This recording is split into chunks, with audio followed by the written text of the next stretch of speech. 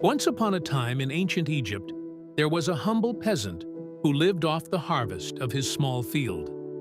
One day, after gathering his crops and loading them onto his donkeys, he set off toward Inasia to sell the harvest so he could feed his family. On the road, he crossed the estate of a government official who worked under the chief steward of the royal palace. His name was Nemtinacht. When Nemtinacht saw the peasant with his goods, greed took over. He plotted a trick to seize the man's harvest and his donkeys. So he spread a cloth across the road, right where the peasant had to pass. As the peasant approached, Nemtinacht suddenly shouted, accusing him of stepping onto his property.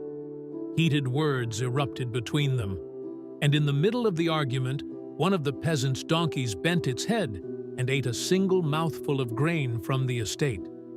Nemtinacht flew into a rage. He seized the donkeys and took the entire harvest. The shocked peasant cried out, "Is it justice to take a donkey for a single mouthful of barley?"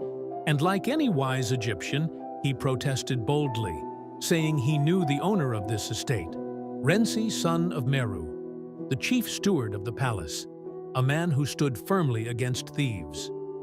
"How," he asked, "could I be robbed right outside his own land?"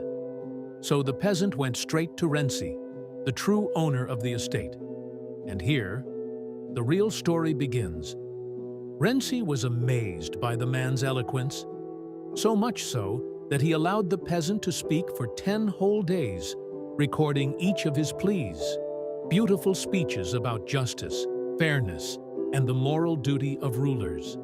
And that is how one of ancient Egypt's greatest tales began, the tale of the Eloquent Peasant, a story that reveals how deeply the Egyptians valued justice. Stay tuned for the next video to hear the rest of this remarkable story.